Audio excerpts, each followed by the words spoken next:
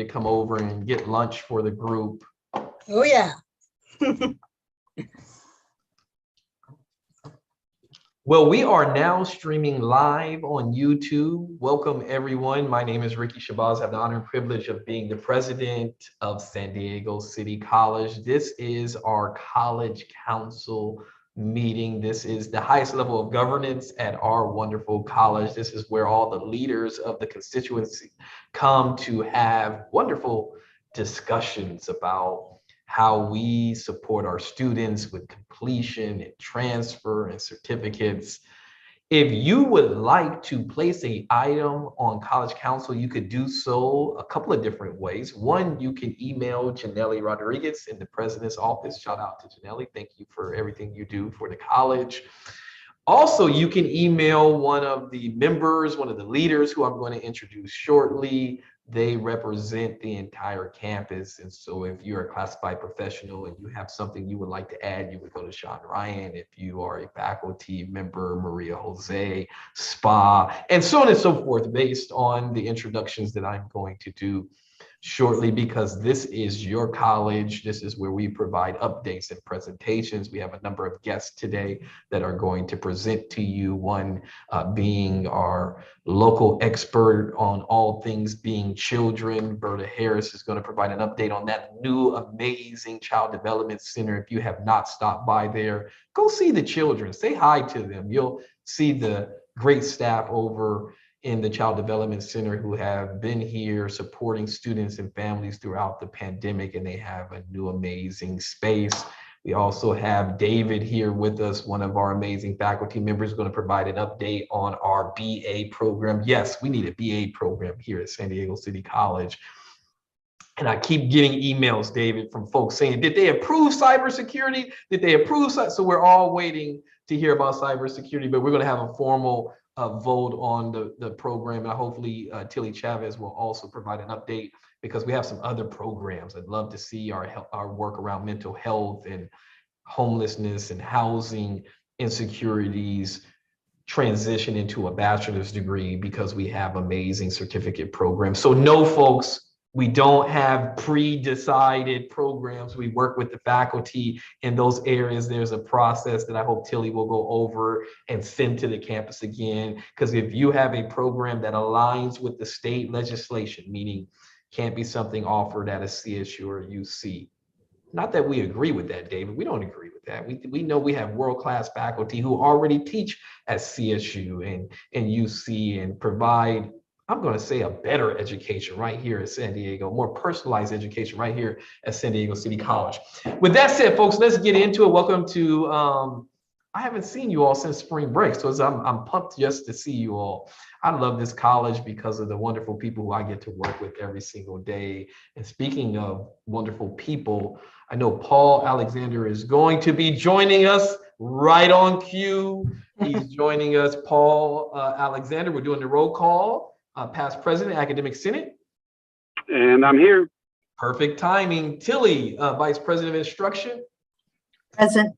Robbie, Chair of Institutional Technology Council, one of our amazing deans. Present. Caesar, Information Officer. Present. Jocelyn, the Supervisory Representative. Present. Nadia, President of Chairs Cabinet. Present. Susan, Dean of Institutional Effectiveness. Present. Masa, Administrative Representative. Present. Victoria, or a student designee, may be joining us shortly. John, Vice President of Administrative Services. Present. Marciano, Vice President of Students. Present. Sean Ryan, because we've got a couple of different Seans. President, Classified Senate, but we only have one president of the Classified Senate, and that's Sean Ryan. Present. Maria Jose, Interim President of the Academic Senate. Present. And kudos to the Academic Senate, who had their first post-COVID meeting in person. I assume Sean Ryan and the classified professionals set it up, because I saw a TV monitor out there, and Sean Caesar got it out on social media. Kudos to you all for having your first meeting in person.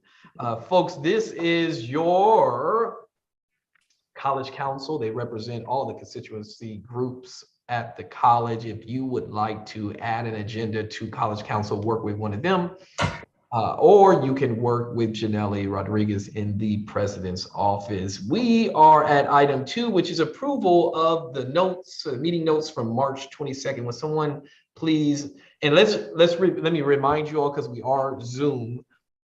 The way we would do this is, if you would like to make a motion, if you would identify your name. That way we capture it for the meeting notes, and we need a motion to approve the meeting notes from March 22nd. Ricky, prior to doing that, I have a question. Sure. So do we capture also the roundtable or any additional items on the minutes? Janelle? Don't think so.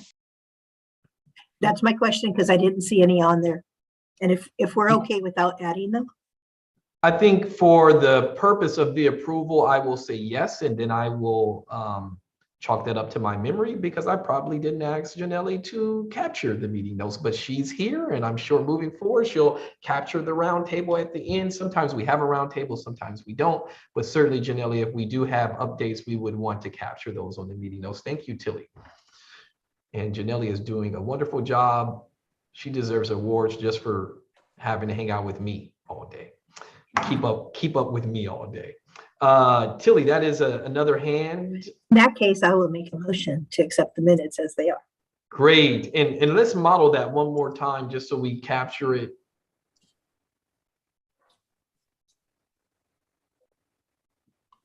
I will make a motion to, is that what you're asking? Oh, no, I see what you're saying. Oh, yeah, I'm slow. I made the first motion. Yes, but what we were hoping to do is just folks to identify their name. I mean, we recognize voices, but we get it. So Tilly's got the first. Chavez, first motion. Thank you, Tilly. Wonderful model. Would somebody like to second the motion for? This is Sean, and I'd like to second that. There's our classified professionals right there modeling how to do it. Now, the second thing that I learned from Masa is using the reaction button. If you would like to approve the motion, use the green check mark if you are in opposition. If you would use the red X, if you would like to abstain, you can unmute yourself and state so for the record. Looks like the motion carries. Thank you all for modeling. Next up, we have an update from Berta Harris about the Child Development Center, or as we like to refer to it as Berta's building. Berta? Thank you. So thanks for the invitation, Ricky. I really appreciate it. And I did make some notes so I don't forget anything. But we have been back on campus since August. Throughout the pandemic, we were doing remote services, which means during some semesters, teachers might come once a week and get together materials for delivery to families' homes, or parents were driving by to pick up things. But we've been back on campus here with children since September 20th, and that's when our new license was finalized. And we now have grown to 53 children. We probably have about 25 staff members. That sounds high because we do have a lot of Nance teachers. We also have a collaboration with Neighborhood House Head Start. So we're able to provide many resources, and they provide some excellent teachers for the collaboration. So that's been a very successful project.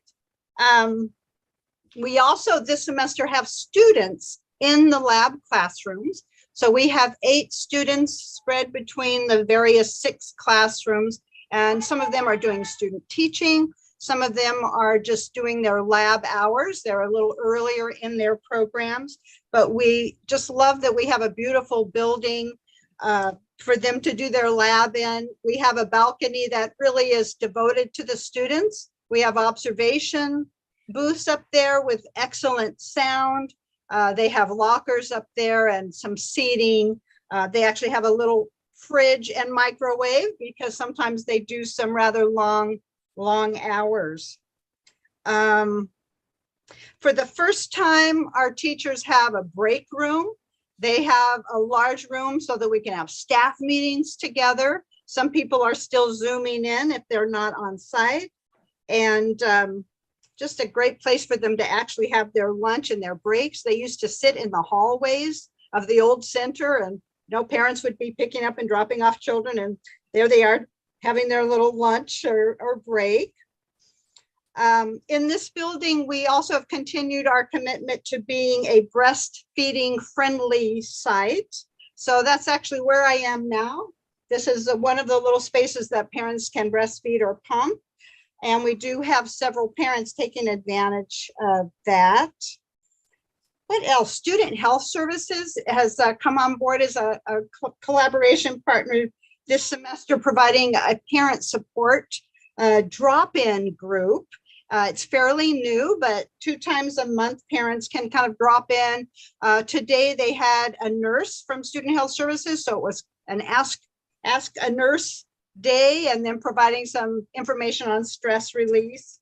So that's been nice. We also have a new kind of a family resource closet. We're calling it My Neighbor's Closet. One of our staff members just started thinking about this possibility. It's also in this small space here, but we have just personal care items, some toys, diapers, some clothing. And so parents bring donations or they go shopping and pick up things that they might need. I think that kind of is our overview. We need to thank lots of people for this building. We need to thank Masa, our new dean, who is like just stepped into this role at a time when so much work needs to be done, follow-ups with our building. Neri is doing a lot of work on ordering supplies and equipment that we have some funding for. Our gardener, Jeremiah, and his team just, they're here definitely once a week, taking care of things and then being so responsive to things that we need for the children's safety and to have an inviting outdoor environment.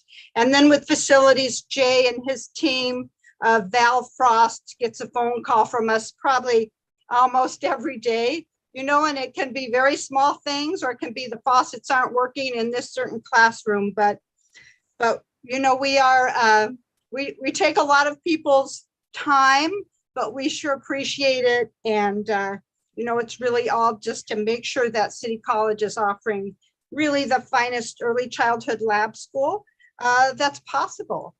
So I don't know if people have questions, but we're certainly just thrilled to have our new space.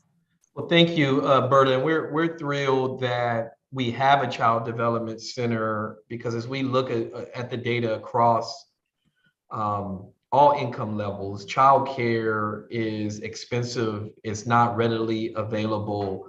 And we are not only offering child development and childcare at our college, but we're training the next professionals to go into this much needed industry. Childcare is probably second only to housing insecurity. And so kudos to you and your team for everything that you all have done and continue to do. Any questions for Berta? Well, excited also about collaborating with the new Parent Center. I know that's just getting going, but I just see a real connection there.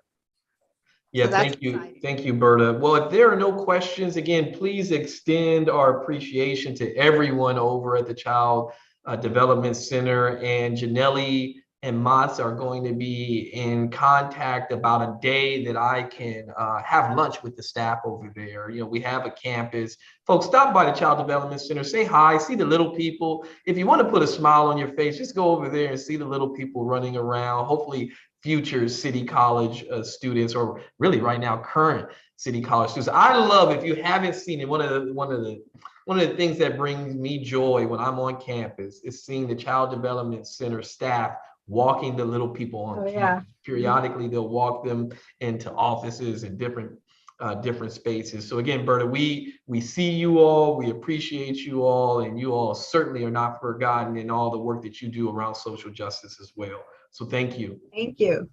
Thanks, everybody. Take care, Berta. Thanks. Thank you. Next on the agenda is David and Tilly with an action item for approval of the BA program in cyber defense. Tilly? Well, thank you, Ricky. Thank you, David. So we are returning back from a couple of weeks ago, I would say, presenting back on the BA program that we would like to move forward with presenting to the State Chancellor's Office. This has been underway since at least the time I arrived, with the excitement of trying to wait for the day that the law was approving this legislation to go forward. Long story short, we took this presentation that David had did already here before, and we went back and went to all our constituency groups. We went to Academic Senate with 2 reads, 1 in a final read. And then we also went with our classified staff and with our SPA groups as well. And what we also learned in the process when we went to Academic Senate was one of the reasons that we had to go back was when we created the process before we knew what it was going to look like, we missed a simple thing, and that was that we didn't have Academic Senate's approval on the form, on the actual application. So that is one of the first, like there's 2 pieces of it. First was that we actually added that to the application. And second was that we were in favor of this particular program moving forward. There was another program that has gone through, I think on Monday, Maria Jose was presented. So that was the first read. Those will then come here as the same type of process. So needless to say, that's enough about that process. I want to come back and just say, David Kennemer had presented on cyber defense and data analysis. And I don't know if you all would like another presentation, a brief summary, questions, that type of thing. So I'm going to. David says no. I think we're good. We've seen it in a number of places. But David, I did want to give you an opportunity. Is there anything you want to add to the discussion before we take a motion for a formal vote? No, I'm happy to present again if we feel like that's needed. I've given it so many times. I feel sorry for people having to hear it again and again and again. Going back around and meeting with everyone on this and hearing, the support that we've had and concerns that were brought up and good concerns, mostly around social justice issues cybersecurity is a social justice issue. It impacts every single one of us as we inherit, cybersecurity policies and rules that are placed on us, whether it's through our cell phones or our social media or our employers or our shopping or our voting, really just everything. And so I thought a bit about that, and I reached out to Paul, who's one of our wonderful professors and social justice warriors, and Justin as well, and really want to work with those guys on how we can educate our students about the social justice issues that cybersecurity brings, and if we do get this baccalaureate approved, again, it's a really tough process. So we want to make sure everyone is aware that this process is much different than the pilot process as well. There's more rules in place. It's very stringent. Whether it's good or bad, the federal government has, put so many incentives out to increase cyber education. So we certainly feel confident about our proposal, but we're also, very weary of, the concerns that the other universities might have, and some of the actions that they may want to take on their own behalf that could prevent us from being able to do this. That being said, that's the downer. We haven't heard anything, of course. We're about 2 months into the process with the notification supposed to be May 31st. So we should hear by May 31st whether or not we'll be approved to offer that. But yeah, I just want to say that I think educating our students on those social justice issues is very important. And by collaborating with Paul and Justin, hopefully we can, maybe develop a course to include so that students who go through our program will be able to take that forward and influence change in the future. I love that idea, and the needs for cybersecurity professionals exceeds the number of people going into the career. Certainly, I would be remiss if I didn't mention that our college was held, our district was held in ransom because of a cyber security attacks, and so I think it would be an amazing opportunity to link social justice related classes to the BA. That in itself would make our program unique also, right? So we're not just talking about the programming and Python and things that go along with that, but that there is an effort, a need to ensure that there's protection for the most vulnerable amongst us. So I love that. I love that idea. Do we have a motion for approval? And this is retroactive, folks, because the application came out around the time we were leaving for Christmas. This entire process has been faculty led, right? This is not administration. I always laugh when people say the administration is doing it. I'm like, yeah, wait a minute, they're talking about me. The administration is doing nothing other than supporting a great faculty member who is providing a quality education and a much needed career pathway. Paul. Yeah, I wasn't sure if you were going to open it up for discussion or not before. Yeah, so we'll do a first and a I do have second. We'll do a first and a second and then discussion if we could for the sake of the. So I'll do a motion to vote. A motion to vote? Okay, Maria Jose first. Is there a second? Jocelyn Hill, I second. Great. Paul, discussion. Yes, sorry, I'm pulling up to the house right now, but so I can't hop on camera. But I don't want to make a long talk out of this or anything like that. I will be voting against it. I do appreciate the work that people have put into it, and I know that's hours and hours of input. The biggest thing that's concerning for me is the kind of clear connections to Homeland Security, to the Department of Defense, and the types of students that those types of programs may attract, and how this will result essentially in training people that will end up working for government agencies that, in addition to, protecting our communities, quote unquote, are also, directly involved in invading, spying on, and harming other communities. So just out of a kind of as a moral vote, and I realize that it'll be moving forward, I will be voting no on this. Thank you, Paul, for that. And certainly that is worthy of a discussion. And I would add that, those who decide not to go work for those types of government agencies might also work for a government agency such as ours. So when we're hacked by the folks who regularly, now, many of you all know when I first started working here, it hasn't happened since the pandemic, so I don't want to jinx myself. But how many times have you all gotten an email from Ricky Shabazz, and it wasn't Ricky Shabazz trying to access our computer system, more so here than any other place that I have worked. But Paul brings up a very real matter.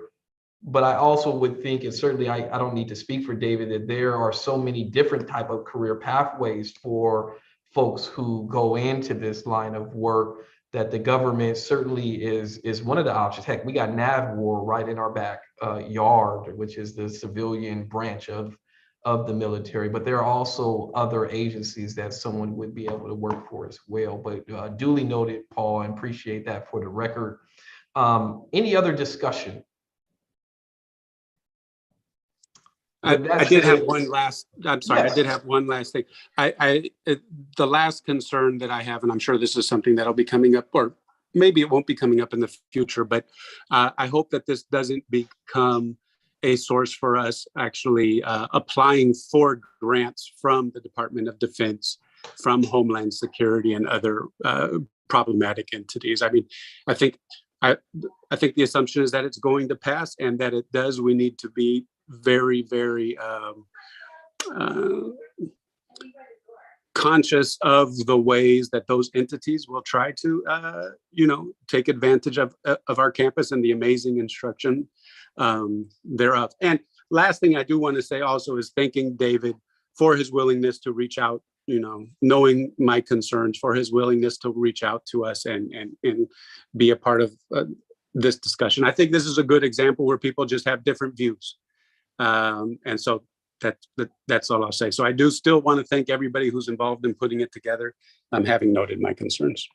Yeah, thank you, Paul, for your professionalism in your opposition, right? This is social justice. This is City College, that we sometimes can agree to disagree, but do so in a manner that is professional and brings forth some necessary discussion and attention to elements of something that may be a secondary effect that we might not have thought about through this process. And so I appreciate that as well, Paul, and the way that you handled it. Any other discussion before we bring the matter to a vote? Hearing none, all those in favor, if you would hit the reaction button, green for you're in favor, red being for you're in opposition. If you would like to abstain, if you would unmute yourself and state. So for the record, it looks like we have 1, 2, 3, 4, 5, 6, 7, 8, 9. Jocelyn, you have not voted.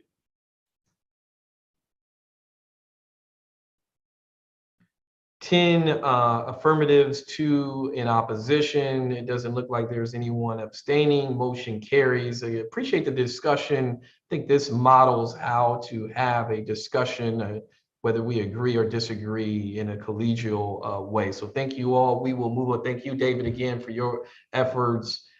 Tilly, I would formally request that you send the document again to the campus for those programs areas who may be interested in a bachelor's degree. If Corinne or folks working on the housing certificate, if you all are listening, I would love to see you all get together. I would love to see folks in HVAC and Cs get together for something around sustainable energy. Folks, we have some programs that should be a bachelor's degree where students can go into fulfilling high demand careers. And ultimately, I would absolutely like to see a BA in nursing. We know that is a couple of years out, a much needed civil debate with the CSU as to our ability to do that. It makes no sense that there is a demand for some of these things and that we can't offer them in a community college setting. With that said, let's move on to John Parker and Marciano with an update on the HERF and MSI. We have John Parker first with an update on HERF. Thank you, Ricky. Janelle, can you allow me screen share, please? You have access to share your screen, John. Thank you much. And good afternoon, everyone. I'm assuming one thumbs up from anyone that you could see my screen on HERS, Higher Education Emergency Relief Fund. And you've probably seen this several times, and we've discussed it ad nauseum. Just a couple of quick updates. And one is I just received official notice last week from the Department of Education that HERS has been extended until next June 2023. That gives us another year.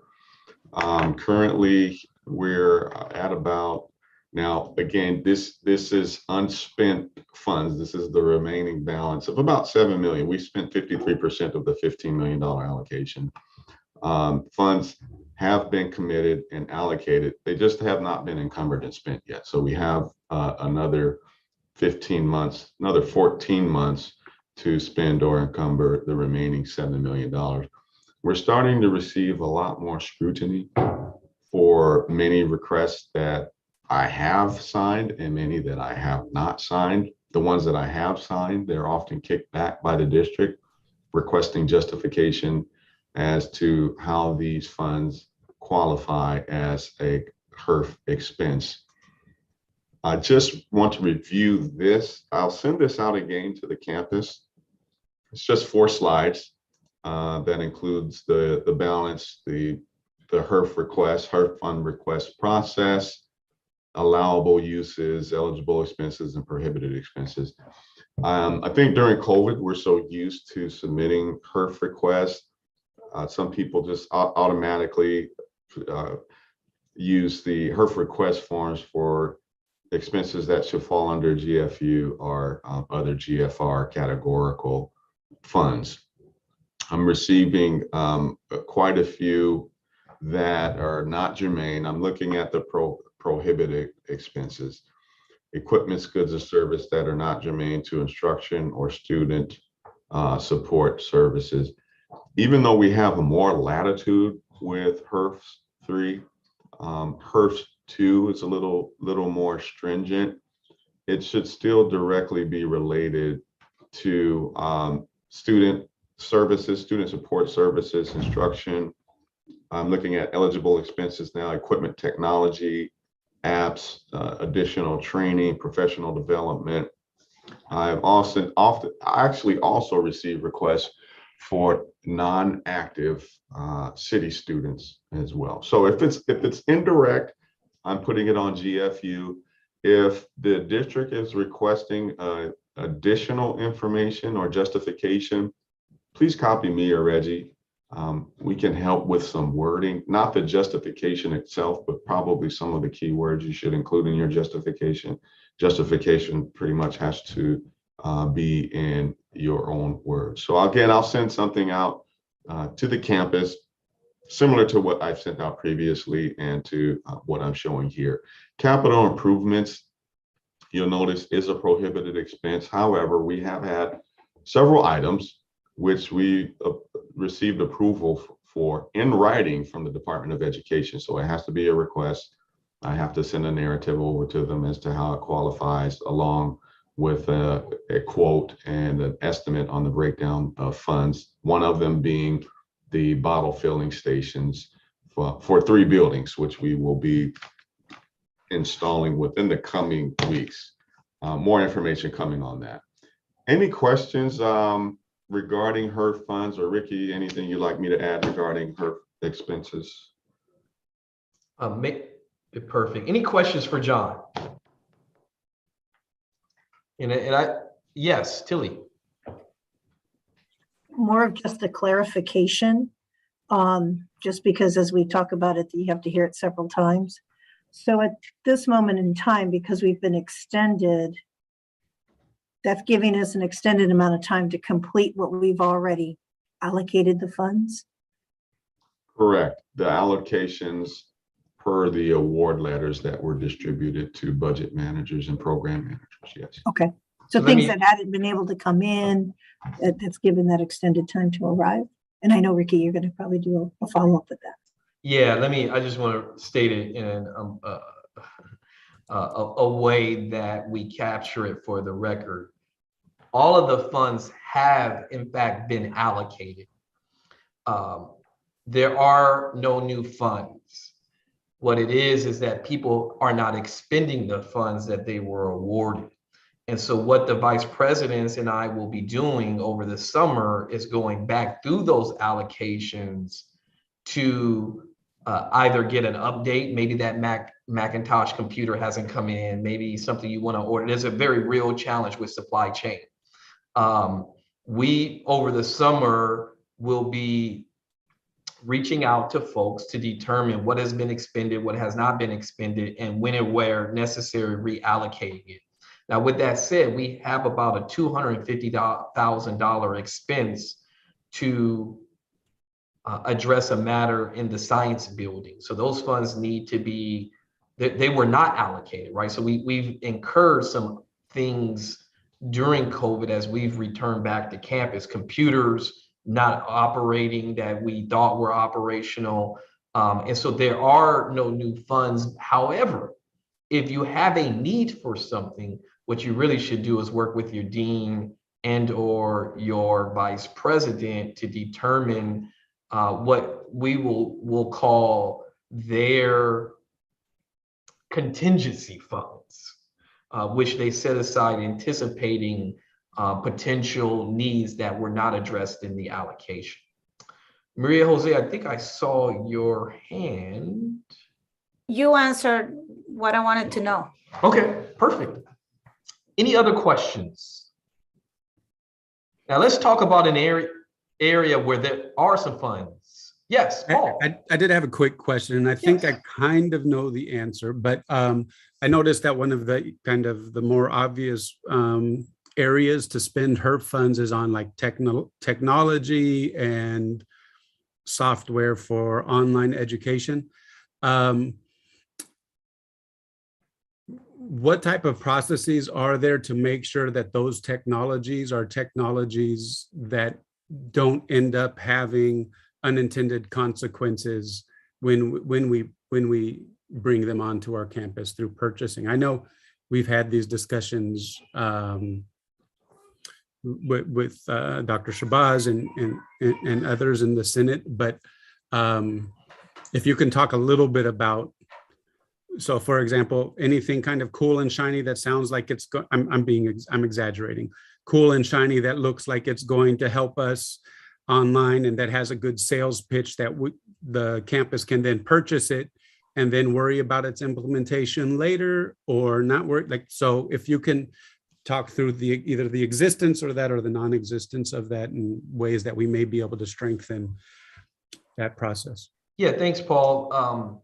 Certainly the answer to that depends on the type of software. But let me ask that Tilly and Marciano address that question, because the bulk of the technologies tend to be purchased in one of their two areas. Tilly? Well, it depends. It depends on what is being purchased. And there is also some committees that everything goes through. So I know Robbie is here and he's part of the committee with the software. There is a software committee. Paul, I thought you would attend with me. Did you not attend with me before? We used to. Darius, I believe, is a part of that committee. And I hadn't been able to go for a while. So I just know that we do push things through there. They kind of go over as an overall. This is just overall. Is there a possibility that you could actually get something purchased and get missed? It could happen, but hopefully everything goes back into Robbie's office and we go through the process there to make sure that it's a proper vendor, all those type of things. And what is it for? Is it a one-time thing? Robbie, do you want to chime in on that one? Because I know there is a process. There's a process, and I'll be really brief. On one level, it's also that almost anything of significance in terms of a purchase that's outside of this just an individual faculty member's purview normally does get reviewed. And the question is how detailed or how granular do we go? The council, the Institutional Technology Council, actually takes on a number of those projects just to see whether something actually is as advertised, regardless how shiny it might be. However, you should know that also the whole process of purchasing technology has to clear the campus, and then it has to clear the district IT director at district before it makes it through the process and we actually see it on campus. So there's a number of checks and balances along the way in terms of whether it's a legitimate purchase and something we should pursue. But the most important thing is that when parties have an issue or a concern, or they see something, if it's brought to our attention, we can review that. We've done that for HyFlex, where the idea of whether HyFlex is appropriate in the classroom, we know that it has legs some places, but perhaps not in the classroom, depending on instructor choice. And I think we had a robust conversation about that. And before we even introduce anything that's basically imposing upon parties, that has to pass the rigor of our own academic senate as well. Great, thank you. Let me ask Marciano, is there anything you'd like to add to what was already said? No, I think I just reiterated the fact that anything related to technology that goes through a process. I mean, you know, we work with our campus folks, and then it's basically being scrutinized at the district level in terms of implementation, who's going to have access to data, what kind of, like, all of the MOUs are vetted and before they're signed to make sure, if I understand where you might be going with this, making sure that if we're buying new equipment, that someone's not going to be able to access certain data from our students or have information that maybe later on would be used in a different way than what was intended to be used. And so I don't know if that's where you were going, Paul, but I would say that at least on the student services side, everything that we've been purchasing in terms of technology absolutely has gone through that level of scrutiny before we've agreed to purchase anything. But So even I did have a follow-up yeah, go ahead. kind of to that, but I know Maria's hands up as well. Maria, is it all right if I just do my quick follow-up? Yes. So I think one of the reasons why, you know, it's not a huge concern for me is because of the leadership at San Diego City College, whether it's Dr. Shabazz, in any of our amazing vice presidents and Robbie. One of my concerns, though, is that the structure itself that's in place may not be solid enough.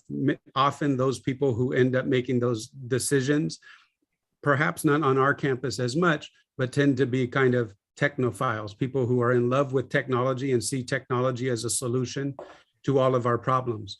And as a result, don't have the same type of critical eye that I think is often necessary when looking at these and trying to understand what the possible consequences of those things are. We were able to put a kind of a slowdown on that. I think HyFlex is a good example where shared governance really worked and where our input was respected and that conversation happened. But the type of technology that I think is being put in place in other places on our district, and I think that's a really good example of a technology that can have unforeseen consequences. For example, disincentivizing in-person classes and over-incentivizing people taking it online. The repercussions of students taking classes in the class and having classroom discussions, for example, in the Umoja program, in the Puente program, and other programs, we're creating a community environment where students feel confident to share that with their classmates.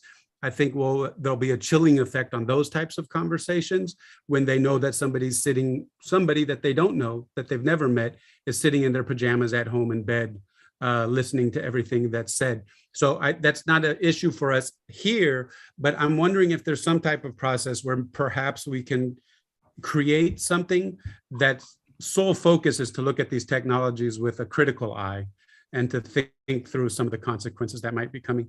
I realize right now as I'm talking that I probably talked way too much and that this was actually just a quick update on HERF funds, and I got caught up in my own concerns, but yeah, I wanted to. No, those are very legitimate concerns, Paul, and keep them at the forefront, because no matter what processes we have, to surmise a part of what you said, many of us don't have this as an area of expertise.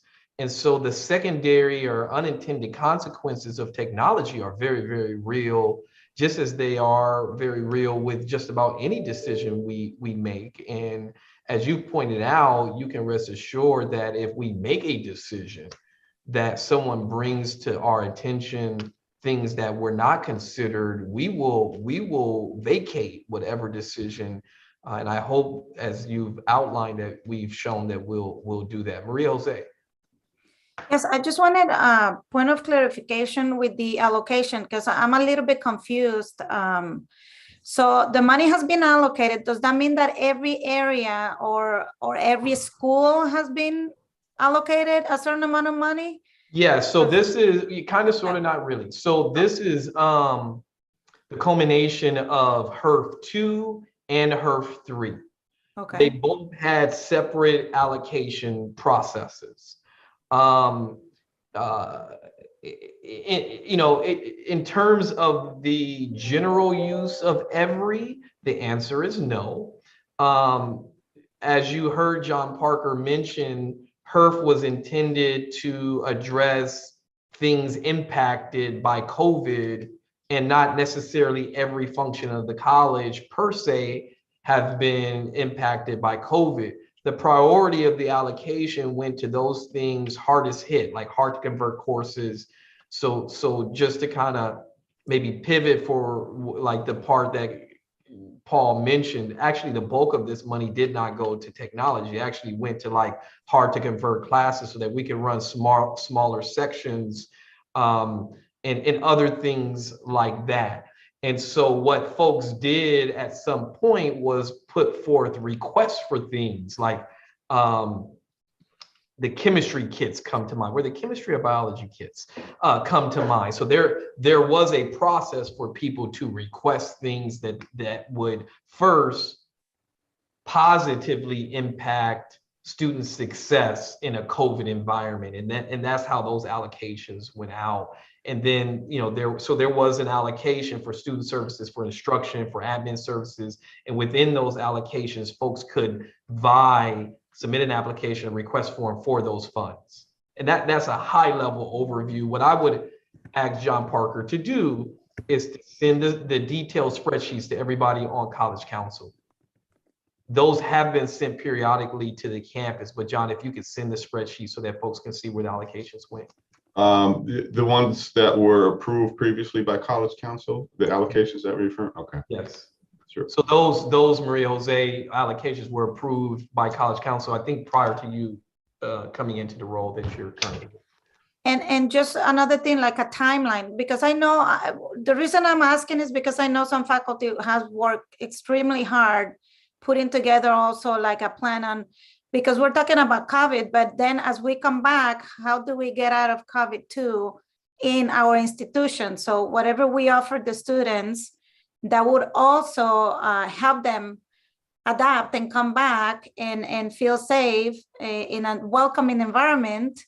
A lot of people have done a lot of work. So it's also in terms of, yes, that allocation and then the timeline. What's the timeline? What are we planning as we are planning to bring back students back on campus in terms of the use of that money as well and where it was allocated? So that's just kind of what I'm thinking. I'm thinking long-term rather than short-term.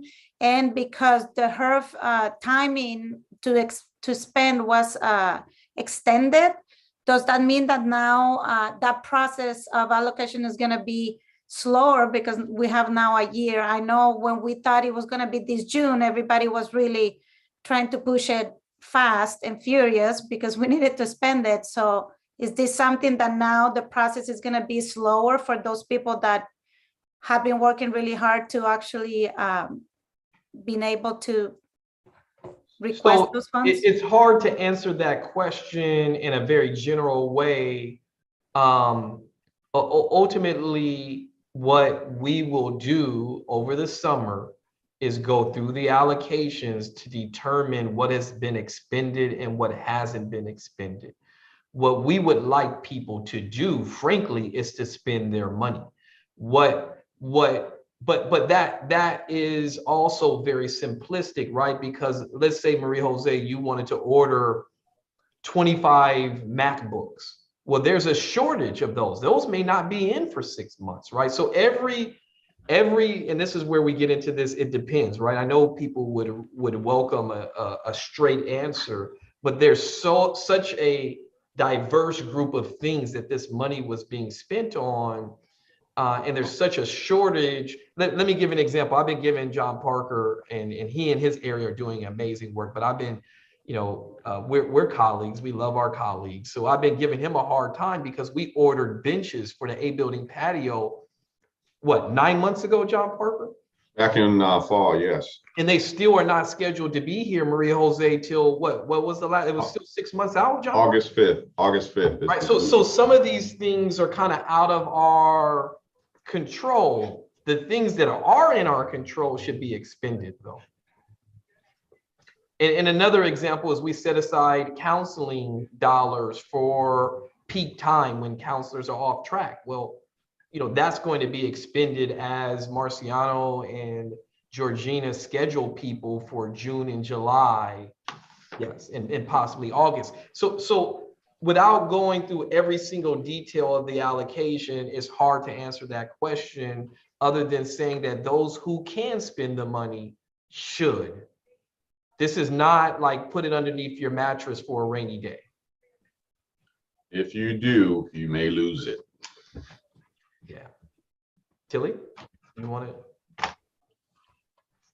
Yes, and I would probably add one more piece to that and just say, for each area, if they're not certain, just to go back to their VP, and we will go through with those and make sure prior to all the other allocations to see what might be outstanding, because there may have been things that we approved of quite a bit ago, but it took a period of time to get the quote that was needed, and did we not get it in time, et cetera. So there could be a couple of different things that go with that, Ricky. I just want to add that piece.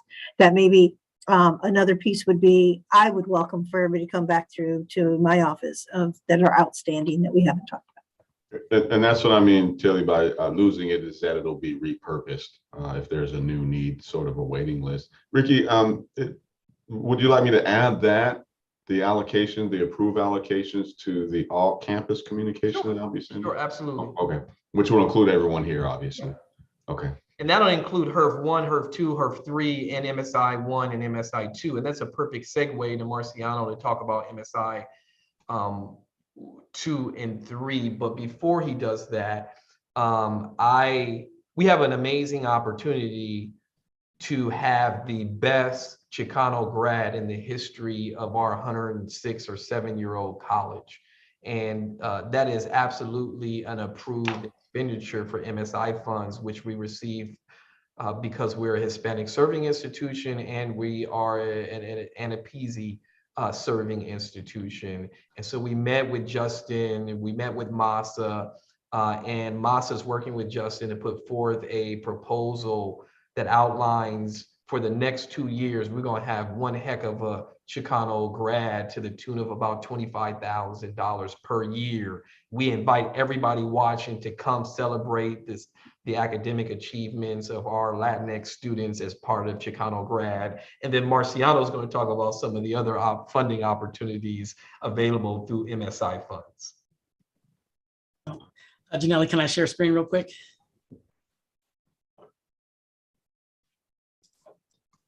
You have access to share your screen, Marciano. All right.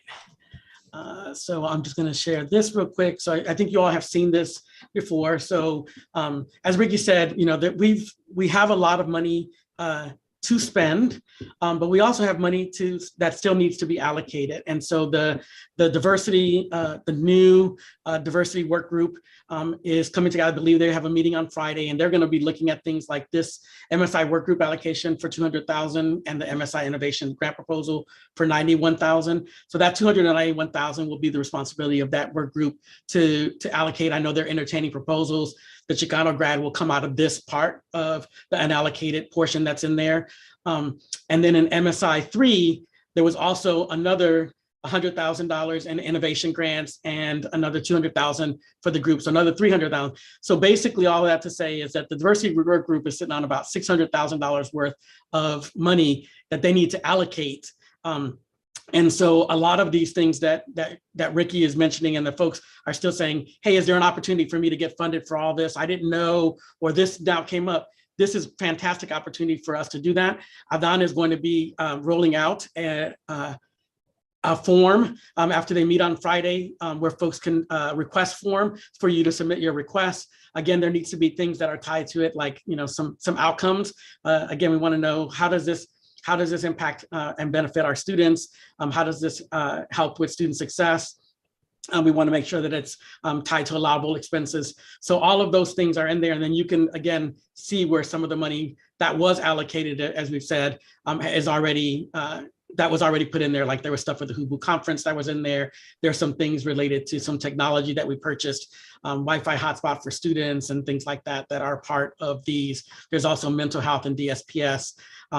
I should also point out that, and this might be, I think Ricky said we would come back and do this at a different college council, but I'm going to present on how our direct aid to students, how much money we've given out. We've given out close to, I want to say it was like $7 million so far in direct aid to students. And in HERF alone, we had 122,000 in MSI-2, and then there's another 261,000 in MSI-3 that went out to directly to students. And those students have already received these fundings. It went through financial aid, it was processed through the district. So you'll see the students. And then on top of that, you have the HERF funding. That was like another $6 million that has been allocated and expensed for a large bit. There's a second wave of money that's coming to students, a campaign period that just opened up a couple of weeks ago. So students are in the middle of that. And then the VPSS is already meeting, talking about how we're going to give out the remaining money for spring and then summer. So there is a plan for students to get direct aid, and that is all part of those allocations. Are there any questions about MSI? I do really quick. Yes. I don't know where you went in the screen. I'm lost. Oh, Marciano. Hi. No, so is this going to be a different process than the request for her funds? So I'm just wanting. It's going to be very similar. But it's a different paperwork. So if you want the MSI bucket, you got to go paperwork MSI. And if you want HERF, you got to go HERF form. Correct. Right. So and I would say that the forms to make like one form, and people the form is going to look a lot like it. For MSI. Yeah, the form is going to look a lot like it. It's just going to say MSI so that you know, and that's just for us to keep track of where the money is coming from, right? Because we have, as you see, we've got some folks that got money in MSI, we've got some folks that got money in equity, the same folks have money in HERF. And so as a way for us to, when they're requesting the money, to make sure, that they're not, that someone's not asking for $100,000 in HERF and they're asking for $100 in MSI and it's for the same stuff. So we'll want to be able to track it that way. But the form, we're not making it complicated. It's actually the exact same form. But meaning it's the same process, just a different form. Right. And it's the different committee that's reviewing it, right? So the diversity committee is looking at all of the MSI and equity requests. That they're gonna review those and make their allocations. Yeah, let me clarify if I could. It is not the same process because the parameters for MSI are not the same for HERF, right? And so the MSI has to have a connection to improving the success of our Latinx and or our ANAPISI students, whereas the HERF doesn't have that as a requirement, which is why the MSI is going to a committee comprised of folks who do this particular work. I mean, we all do the work, but this committee, that is the focal point of that particular committee. So there is a little bit of a difference for reporting purposes and in allowable uses of the money purposes. We hope to increase the success of our Latinx and ANAPISI students. Masa. Marciano, what's the timeline looking like for this committee to accept, approve, and actually fund funding from MSI? I have some project things I may have sent to you. It should be pretty quick. And we got in we anticipate that money is also going to be extended, or the timeline to expend it is going to be pushed back. And so that group is meeting on Friday, and the hope is to come out of that Friday meeting with a plan that we can communicate to the campus of here's the form that you submit, and this is, and then they'll be reviewing those at their meetings. But I will say, in the meantime, if you have more urgent requests, to your point, send them to Adnan and I, and we will make sure that they get to the committee, and we can make some decisions up front while we're waiting on the committee to kind of get it going. Like Chicano Grad was one of those. We just made that decision. We don't need to wait for the committee to vote on that. Unless anyone on the line is in disagreement with us allocating $50,000 to Chicano Grad in his 50th anniversary. So if you wonder where the over 2 years $50,000 came from, it's the 50th anniversary. So we want to be sure that our college supports our Latinx students in their success. So if anyone gets upset that we're giving Chicano Grad 50 grand, just you can send an email to Ricky Shabazz, and I'd love to have that discussion. Thank you. Any other questions about MSI? thank you, both Marciano and John, for your work. There are opportunities for support. Folks, there is more one-time money in our system than in the history of community colleges. We want to make sure we spend these resources in a meaningful way. One of them being Chicano Grad, that we're going to transform the campus into a place where our Latinx families can come and be proud of and see and celebrate in the successes of the students. But there are other ventures out there that may need supporting as well. We look forward to hearing about those things. Speaking of celebrations, we'll go to number 6. Marciano has number 6 and 7. Can you tell me what number 6 is? I'm not seeing the. No worries. The scholarship celebration, May 10th. Yeah, so the scholarship celebration, for folks to know, I think there's been a campus announcement that went out. We did have to change the date of the scholarship celebration. It'll now be May 10th. It'll be on campus on the A building patio.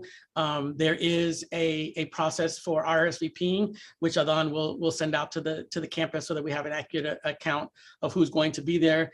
Again, this is an opportunity for us to celebrate all of our students that have won scholarships. For many of our students, this is the first time that they've won a scholarship. I've shared with this story in the past that I often will tell students, the money will come and go, but they will always be able to write on their resume that they were a recipient of X scholarship. Right? That's something that they can take with them forever. And so for a lot of our students, that's the things that they need as they're building their resumes and trying to go out into the workforce or applying to transfer, that is an important part of their journey here. And so we really look forward to all of you joining us in celebrating the accomplishments of our students who have worked really, really hard. We've talked about the resiliency of our students during this pandemic. And if you look at the students who are winning these scholarships, the resiliency that they have demonstrated in keeping, in some cases, 4.0 GPAs during a pandemic, and are working and are taking care of kids and are taking care of families and doing all of these things. I am sure that your heart will be as warmed as my heart it was as we're reading some of these scholarship applications. So look forward to having you all join us to be a part of that. And then the second thing is our graduation. Real quick, Marciano, Yes. Do you happen to have the dollar amount? Because it's my understanding we're going to give away more scholarships this year than years prior. I don't have the total just yet because they're still allocating, or they're still reading applications for some of those, and we're still getting new donations. We just got a new donation from a donor that we're going to add to it. But I will say it's going to be upwards of like $300,000 and $400,000 worth of scholarships. Yeah, and that will be, and I hope Caesar will capture this, and we will go down as giving out more aid than in the history of our college. So kudos to Marciano, the scholarship office, Adan, and everyone. We need volunteers for this event. If you're watching and you'd like to volunteer to help see a student receive their very first scholarship, some of them upwards of $2,500, please reach out to Adan and his team so that we can get some help with the event. And if I could also share, tied to scholarships, that this is the first year that we're going to be giving out scholarships to high school students that are coming to San Diego City College. We haven't done that in the past. Typically, for our scholarships, students have to be enrolled and have completed a semester and have a certain number of units. And we're actually going to be giving out scholarships to students who are going to be coming to City for the first time. And so we're really excited about that. Genevieve and Clarissa and their team are working on a plan to work with our high schools to celebrate some of our most accomplished students who are going to be coming to City. And so look for more information on ways to be involved and volunteer to help celebrate those students as they come. We're going to have a day where we're going to invite them to campus and present them their scholarships here on campus and welcome them to our new City College family. Commencement. So I think you all have also seen the commencement information that has gone out. We are in person, folks. Our commencement is going to be on Thursday, May 26th, I believe is the Thursday, and it'll be at Balboa Park. We are we're looking forward to celebrating with our many graduates who have really been looking forward to this day. Adan and his team have done a tremendous job working again with the bookstore to order the cap and gowns. Once again, as something that we will give to our graduates so they won't have to pay for this year. So we're doing that. And we're working with Robbie and his team on the land acknowledgement being part of our ceremony. And so we've got a lot of wonderful things that are happening at Balboa Park. I know Ricky will always talk about other folks wanting to see the mashed potato bar that I've never seen in all the years that I've been here. But for the folks that do get to see it, I'm glad that you all will have that while we are working, getting our graduates ready for their fantastic day with their families. And at this point, we anticipate that there won't be any restrictions at Balboa Park as they've begun to lift a lot of the restrictions that they had in place. And so we're moving forward with that being our plan, that we'll be in person celebrating our graduates on Thursday, May 26th. And we need lots of volunteers for that too. And we already talked about Chicano Grad, but anything else you want to add about Chicano Grad?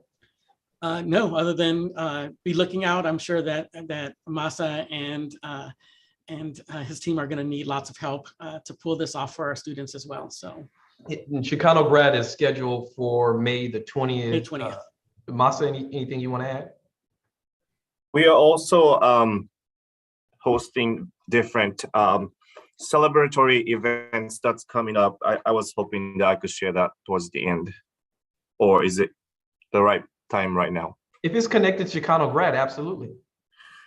So a week prior, that we are doing the documentary to kind of, so 50th anniversary happened while we are away from campus. So we are trying to compile or to put together a nice weeks of celebration, and one of such event is scheduled for May 13th, the Friday prior to the Chicano graduation, to premiere the documentary about our program, and also doing the unveiling of the mural in a Knights Cafe, and that was to follow the EOPS graduation. And also Chicano Studies is putting the art therapy welcome back event, celebrating students, experience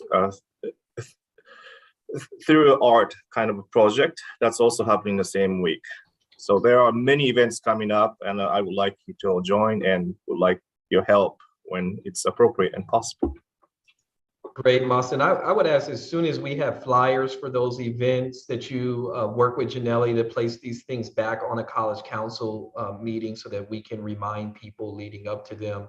I'd also ask you, as soon as possible, to get with John Parker for things that you need to order, the easels and things we talked about. If we could get those things in writing to John Parker so that he can figure out a vendor who has those things, because there is a shortage of certain equipment that may be necessary for that day.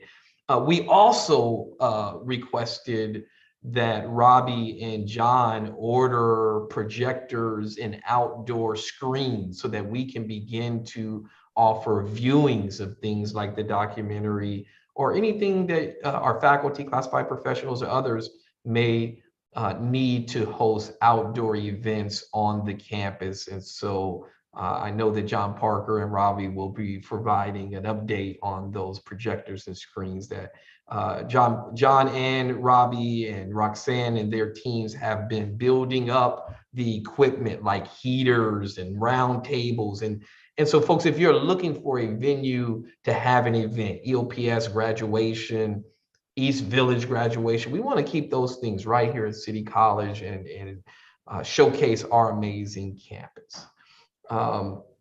Next, any questions about Chicano Grad or any commencement or any of those things? With and it's great, Masa, that the art department made those available, but John Parker, I want to make sure that we have some that are just for the A building patio as we continue to promote the A building patio for use in the community and on the campus. So please order probably 3 times that amount so that we have them on site. Black Student Success Week is a being put on by the State Community College Chancellor's Office, Dr. Nisha Savage. Let me thank her for sending out the communication to the campus already. If you would like to get registered or would like to attend, please refer back to Dr. Savage's email. I will be presenting as part of it on Wednesday about the importance of Black students transferring. Please join us as we celebrate this statewide initiative to increase the success of our Black students. There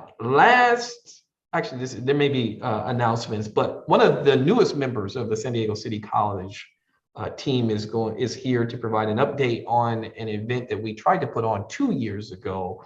Artie is in the foundation office and she is putting on an alumni event. Artie, would you like to provide an update?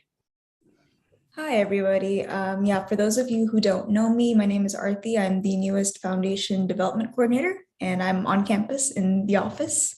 So if you'd like to stop by and say hi, I'm here. So the alumni event, for those of you who don't know, is going to take place on May 24th on the A building patio from 5:30 to 7:30. The event itself is an awards ceremony. So we're handing out about 11 to 15 awards to honor City College alumni and get them back on campus in an effort to reconnect with them and build some lasting relationships. We're also including a mixer at the end of the event, as well as dinner and entertainment. So it should be a good time. Please stop by and please check it out. Right now for the event, we're focused on promoting and notifying awardees about the event and making sure that we get people there. The event itself, it's the first time that we've ever put it on. So some things are still in process and we're drafting a couple of processes like the actual award selection process. The award selection, right now, the foundation is accepting nominations from the City College campus and community for these awards. And then we are passing the selection along to designated departments on campus to select the actual final award recipients. So for example, there's a award called the Classified Employee Alumni Award, which would be selected by Classified Senate and so on. So in the attached materials to this Outlook meeting, there should be an event description about the awards and the selection processes. So if you have any questions, please refer to that document. And if you have further questions, you can ask me. For this year, the alumni awards will involve, the alumni awardees will receive a banner on campus with their photo and their title and recognition that they won the award, as well as a miniaturized version of the award they'll get to take home and a special alumni t-shirt. And then as well as alumni awardees, we're also honoring 5 presidential scholarship recipients from the Jim Senegal funds who will be receiving their scholarship as well as a MacBook to take home. So it's going to be a fun event. We're excited to put it on, and I will be reaching out to individuals probably on this council to ask for some assistance for the event itself, and then along with assistance in developing some of the processes for future events and recurring events. Any questions for Artie? And Paul, that is a MacBook. That's a $2,500 Apple computer in addition to a $2,500 scholarship. So the Jim Senegal Presidential Scholarship, which will go out, Marciano, to 10 City College students that will be awarded on the 24th as part of Artie's event. They're going to walk away with nearly a $5,000 scholarship courtesy of Jim Senegal. So that's $50,000 in addition to the 300,000+ that Marciano talked about, folks. We are on pace to give about $400,000 worth of scholarship funds, not including the nearly $8 million of her student funds that Marciano and Financial Aid and his team are passing out. We are making it rain for student success and our students and giving them much needed resources. So yes, you heard a MacBook, which is about $2,500. John Parker is trying to figure out how to get those MacBooks. We might wind up having to give those students a $2,500 Apple gift card if we can't get the MacBooks here in time. But those students will also, how many of you all watch Happy Gilmore? Anybody watch the movie Happy Gilmore? I always wanted to give away a Happy Gilmore check. So Caesar and Artie are designing big City College Foundation scholarship checks that we're going to give away that day. I would love to figure out how to use those checks for the scholarship banquet too. I don't know if we have time to pull that off. But what I would also ask RT to do is to email the flyer and the awards to the entire campus, because while this is an alumni event, we know a number of City College employees went here. There's at least one on the line now, being Masa. I don't know if there are others who have taken a class at San Diego City College. Sean Ryan, I don't know if you're an alum, but Paul is an alum. I forget that. I should have known that. Yes. So one of the awards that I believe that RT is working with Maria Jose in the Academic Senate is the Faculty Alum Award, and we're looking for recommendations. Being that it's the first year, I don't mind if we gave everyone one, but RT may be a little overwhelmed with giving everybody one, but we'll figure that piece out. This is absolutely a City College event. Bring your children, bring your family. There's going to, and you didn't mention the key word, there's going to be, Artie, is there going to be free food at this event? There will be free food at the event. There will be free food. So there'll be dinner on City College that day to help celebrate and connect with our wonderful alumni. This is the first event outside of the scholarship event being put on by the San Diego City College Foundation. So kudos to Artie and the entire foundation board for putting on this event, made courtesy largely by a generous donation from Jim Senegal of Costco. So thank you, Artie. Please send an email to the campus with the flyer and the awards that are going to be given out. We invite everyone to join us that night with your families. Let's hang out. Let's see our beautiful campus. We have the best rooftop, folks, in downtown. And so please join us that night. Artie, also send a calendar invite to everybody here so they have it on their calendar, if you don't mind. Any other updates for the good, or any questions for Artie? Any other updates for the good of the order? Sean. I just want to make an announcement. We're going to be having a Classified Appreciation Day coming up this Thursday. It's going to be inside and outside D121 from 9 till noon. And we're just going to be welcoming Classified back onto campus and just kind of celebrating the work that Classified do. We'll be hosting some games and some workshops. It is for Classified, but it's also everyone is invited to come and just see the work that the Classified do.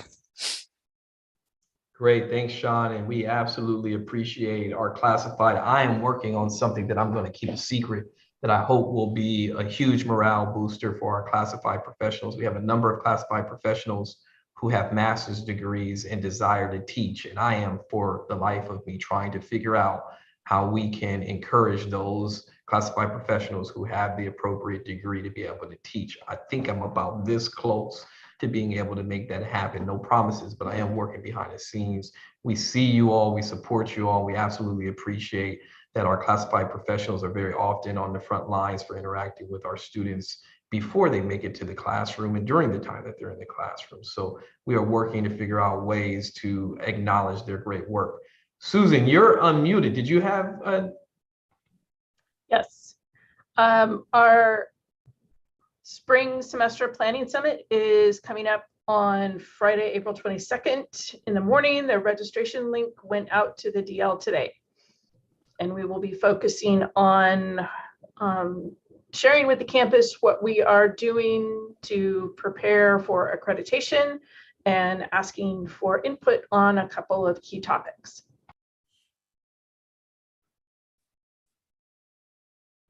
Absolutely. Any other updates for the good of the order? Hearing none, folks, it's always good to see you all. Hopefully in the coming meetings, we'll be talking about having this meeting in person. We'll also probably need to talk about continuing College Council over the summer, because as you all know, there's a number of things that need to be discussed for planning, as Maria Jose said, to bring our students back.